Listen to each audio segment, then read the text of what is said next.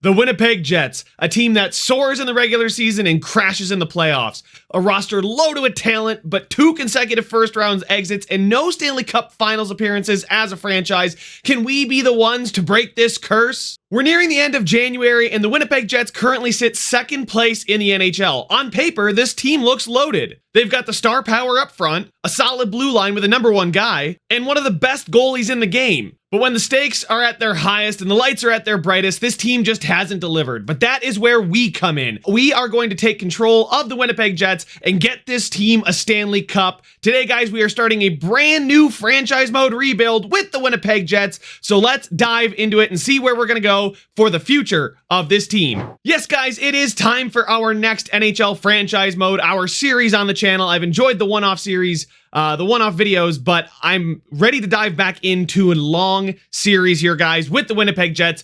I want to bring the cup back to Canada, and I want to bring it to Winnipeg for the first time in franchise history. I know what it's like to have a team that's really good and just can't get over the hump, and just getting your first could unlock the floodgates, and all of a sudden a ton of Stanley Cups make their way to Winnipeg, parades in the city. And guys, this team is poised to do it. I think this is a nice change of pace from the normal type of franchise mode rebuilds I do, with the Winnipeg Jets being a team that is pretty much ready to compete on paper right now. You guys saw the flashes of the team. We'll show you and dive into it a little bit more here in this one, but this team is not one that I need to tear down and a bunch of terrible contracts and one that's, looking on the decline. This is a team in its prime, and while we don't have a ton of years for this team to really stay together as a core, I mean, most of the guys are in their prime in the back half of it, right? So we've got quite a good setup here. And just taking a look at the contracts, we've got Kyle Connor, a franchise left winger at 27, 92 overall.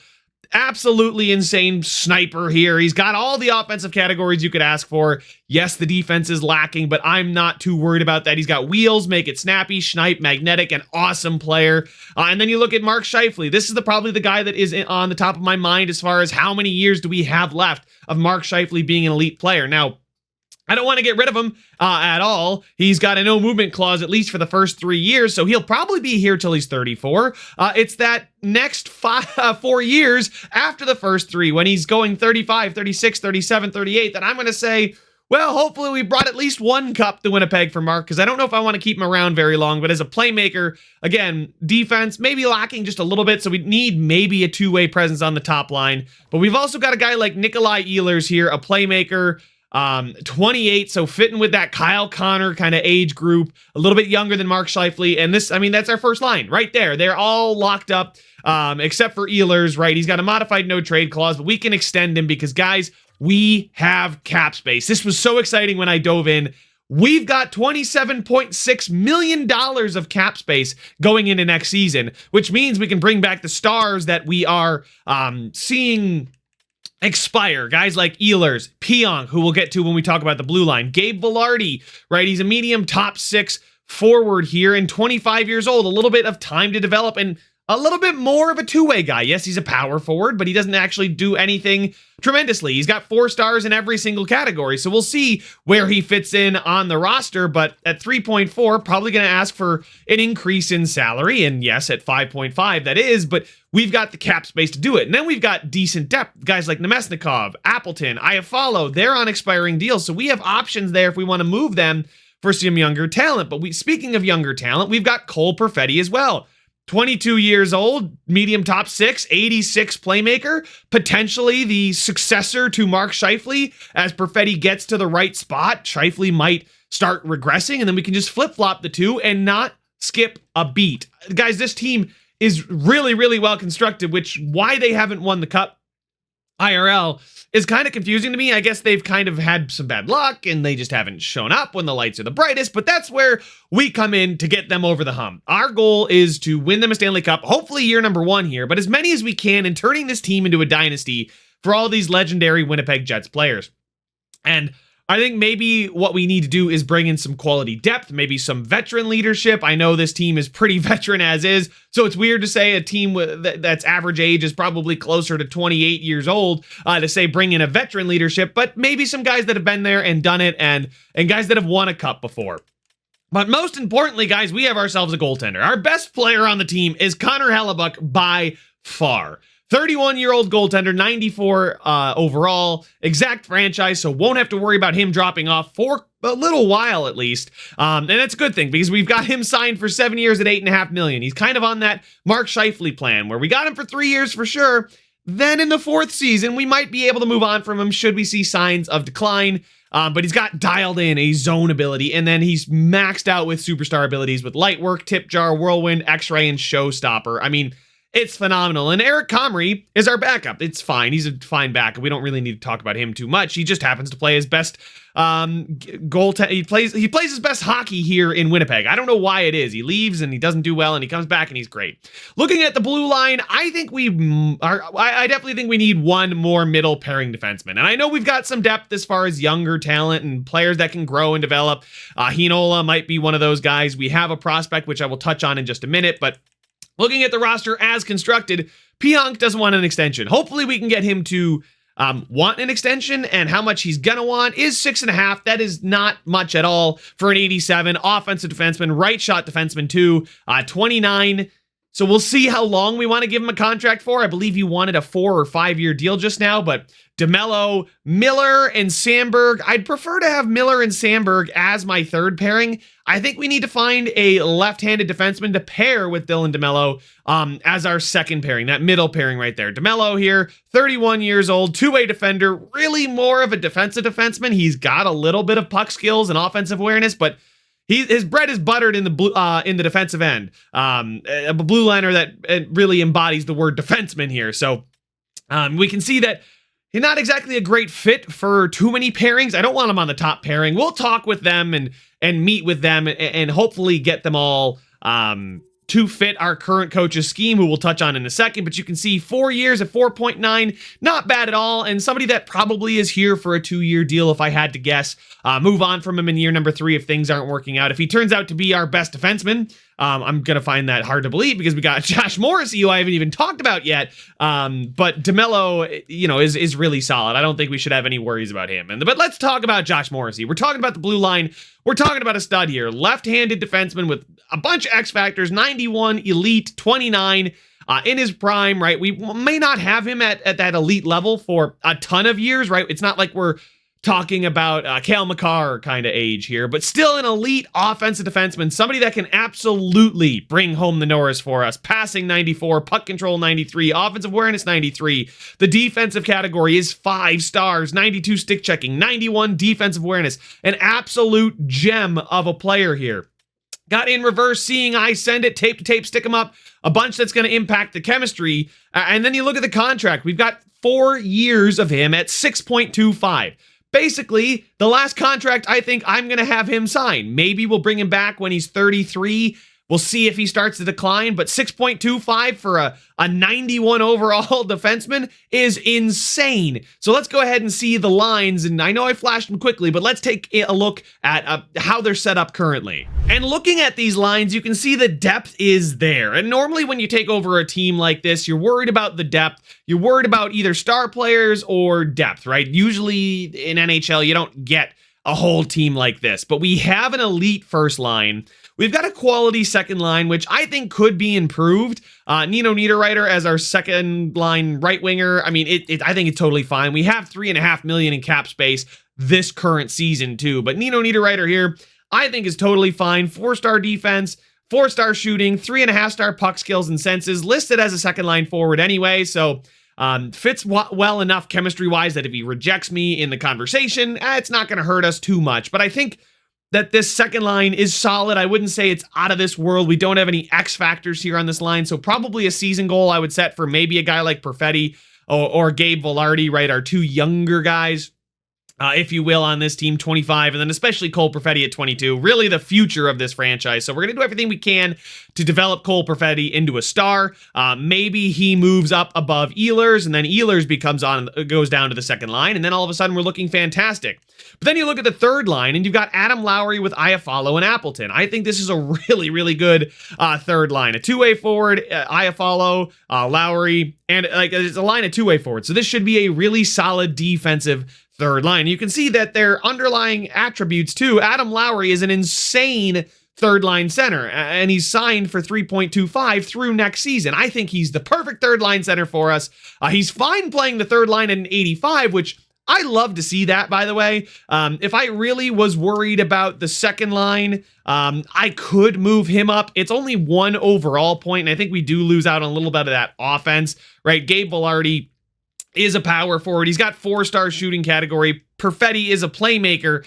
I'd really like a sniper for that second line. Nino Niederreiter is a two-way forward. He's not, I don't know. Nino Niederreiter's the one that I'm not really sure how I feel about. So I want to know your thoughts down in the comment section, guys, about Nino Niederreiter. Do we want to keep him, or is he prime trade bait? At $4 million for 3 years, it's not an egregious contract. Cap space next season isn't really at a premium, but at 32, is he really somebody we want to keep around, or should we package him potentially with a prospect to go and upgrade this second line currently? But the third line is fine. And then on the fourth line, you've got Vladislav Nemesnikov, another two-way forward, with Morgan Barron at 25, solid player, and then Dominic Toninato, 77. I'm sure we could find somebody out there in free agency who's a little bit better, although you look at him, he's not too bad. 80 everywhere, really. It's fourth line. Our ice time allocation is normal, so we are going to see the top line play more, and it's going to cascade on the down. It's not roll 3 lines. It's not roll 4 lines, right? We're going to see our top line get a lot more ice time than the second line and third line and so on and so forth. But then we take a look at the defense here, and we've got Pionk and Morrissey. Now, they're both offensive defensemen, so I wonder how that's going to work with the chemistry. Even if we got them both to be 2 green check marks, I wonder if we're still going to be not getting a +5 or a +4 just because they're both offensive defensemen. And that's kind of where DeMello comes into play. He's really, really solid for that middle pairing. I mean, if you put Sandberg up there, you get the +3 because you got the defensive defenseman who does fit. It's just, I'd rather not play Sandberg up there, and I'd rather honestly play Sandberg on the third pairing with Colin Miller. Colin Miller, decent two-way defender. Sandberg, defensive defenseman. So these guys could just be one of those pairings that get a bunch of plus-minus because they do. I don't know why, but I think Heinola here, we probably want to let him develop one more season in the AHL.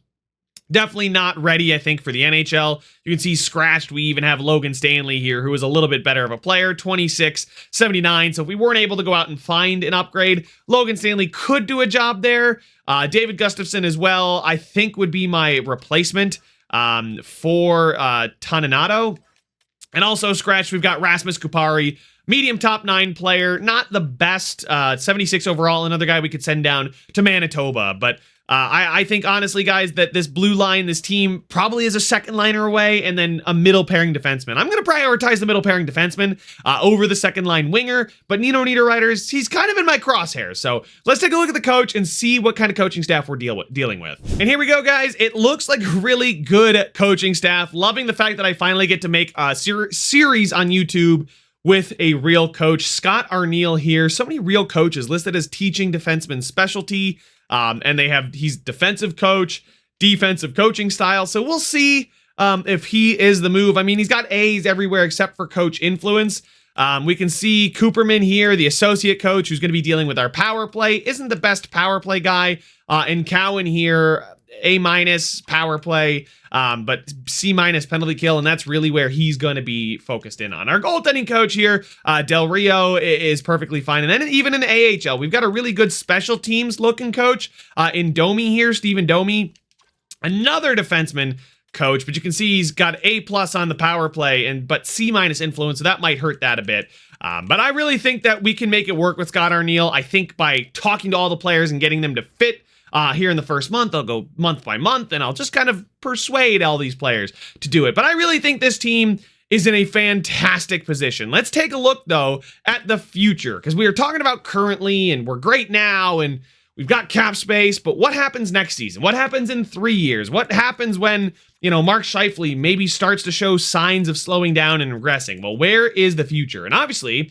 we know that Cole Perfetti is the future. He's the guy that's here now, and in 3 years will be 25, hopefully up to an 88, maybe a 89 if we can have a ridiculously monstrous season with him. He's the guy that I'm targeting to lead this team into the future. Obviously, Kyle Connor too, but Cole Perfetti down the middle. But you guys can see here, Brad Lambert, our buddy from the Toledo Underdogs. He developed into an absolute superstar, stud, #1 dude, and it's because we gave him ice time. So down in Manitoba, I plan on giving Brad Lambert all the ice time possible. That low elite, he really needs to play a ton, so first line penalty kill, first line power play, first line total, first line 4-on-4, 3-on-3. He's gonna eat minutes down there in Manitoba.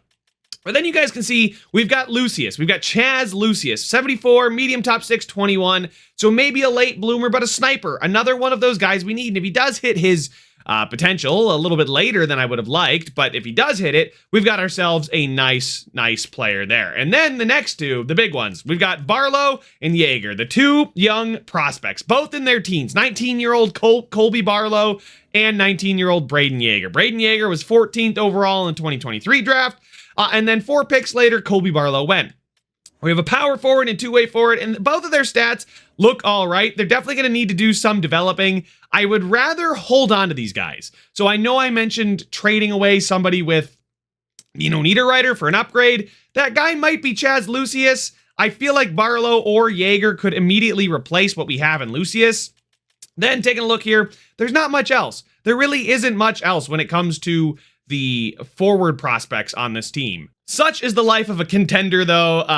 The best defensive prospect we have, it's kind of funny that everybody, as far as potential, are already in the NHL. But we've got Alphonse Fry here, 18-year-old left-handed defenseman, offensive defenseman too, and his stats, honestly, besides the offensive awareness, look really good.